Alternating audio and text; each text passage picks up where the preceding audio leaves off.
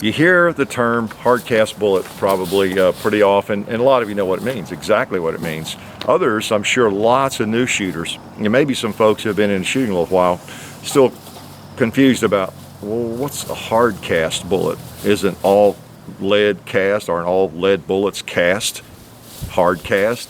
Isn't all lead the same? You know, that's those sorts of things probably circulating through some people's heads. I know they were mine at one point, bouncing off the empty walls in there. Well, you just saw me hammer this one, and of course that's lead. It's a jacketed bullet, right? And if I went down too much further, of course I'd be hitting my fingers, right? So lead, we know, is soft, and that's what happens.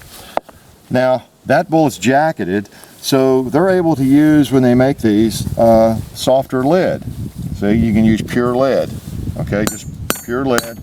It is designed to flatten out, isn't it? Okay, a hollow point, or in most jacketed bullets. In fact, I would say in just about every jacketed round, any bullet, I think I can say that with probably 99% accuracy, that if it's jacketed, it's going to have soft lead in it. Now there are some unusual bullets that are manufactured these days, and there may be some I'm not aware of. I know Barnes Bullets make some solid copper bullets, and there are lots of different kinds. But if you've got a bullet of lead and you have it encased in a jacket, it's probably just pure lead, soft lead. All right, like this one was. This is, I think, one of those, and it has hit on the range. I recovered this from the range, and it's hit a rock or whatever, and so it's smashed up there, of course. Now, that's just pure lead. Now, if you want a bullet that, and fairly inexpensively, that is, or less expensively, that's not going to smash up that easily, you go to a hard cast bullet. This is a 4570 bullet as well, and it's just lead. Now, I can't really think of any bullets like this much that are made out of just pure lead. If they're designed to be loaded in a case and fired from a modern firearm, or a firearm that uses a case and a primer and everything, it's probably going to be hard cast. That's what this one is. Now I'm going to sacrifice it. I'm going to put it up here. Now you'll notice, now it's lead. It's not like iron, but when I pound on it, see, it doesn't flatten out quite as easily. I can pound on it a little bit longer, to get it to move. It's harder. That's me. You'd love it if I smashed my finger, wouldn't you? See, when I hit that, now it is lead, but it's just not quite as soft. Whereas if I take one of these, let's see if I can hit that, even with the jacket on it, I could just flatten that thing out without too much trouble. All right, so we're talking about harder lead if it's a hard cast bullet.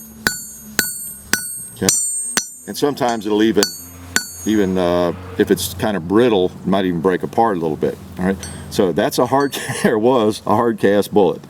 Now, why do we have hard? Well, for example, before I get too far afield, here's one that's been fired. Same bullet, essentially, 405 grain, 4570. That one has been fired. Let's sneak over and get another one that's not been fired or hammered on. Now that's a different company. This one has more lube grooves, as you can see, but those are basically the same. 405 grain, 4570. That was kind of the original, and that I think came out 1873, with the trapdoor Springfield, and that one has been fired. It's recovered from the range over here, so a lot of people probably would think that would be flattened out no matter what it hit. If it hit dirt or anything, it's just lead, but it's relatively hard lead. It has a mixture, and I'm not sure what all the percentages are, some tin, some antimony in it to make it harder, so it's not pure lead. It's hardened just a little bit, and it will withstand more of a beating. It's not designed to mushroom. Now, well, what's the difference, Hickok? Why would you use one over the other? Well, with some things, you want the bullet to flatten out a little bit more, like that one. That's got a soft tip, jacketed. If you were hunting maybe deer, something like that, I guess that bullet would be fine. It would probably go right through them from a 4570.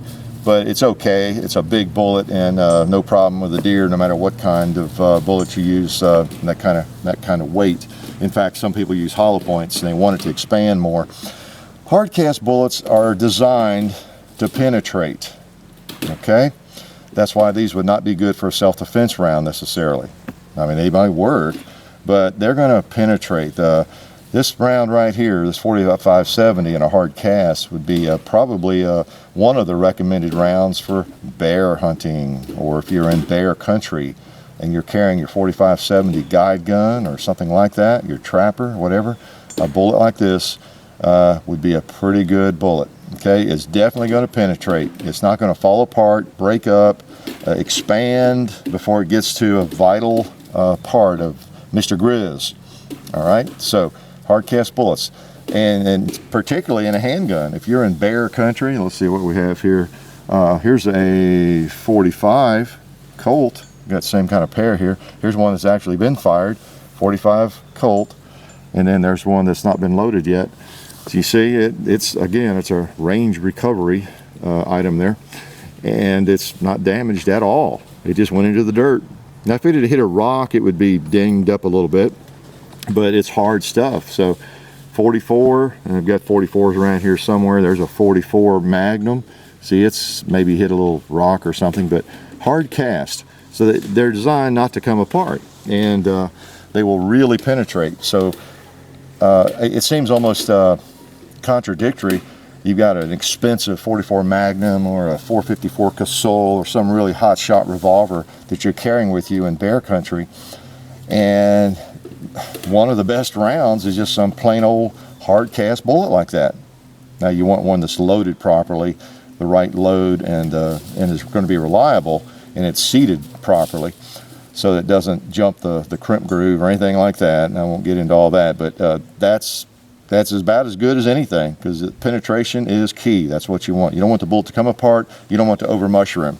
You see these kind of jumping around here a little bit, but these are I think these were 45 and soft lead in there. They were jacketed, but they hit something relatively hard on the range. I think both these hit cinder block, and of course they flattened out. Here's what a lot of bullets look like when they hit the steel, just for your information. They flatten out into wafers, generally speaking.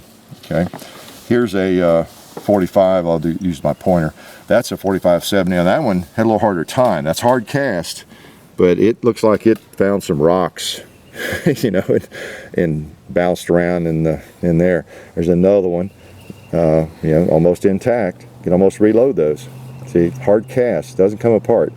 It is really rare to find a jacketed round from any rifle that's intact, because it's soft lead. Unless it just goes into nothing but soft dirt, and then it's going to be flattened out some. So that's kind of the way that works.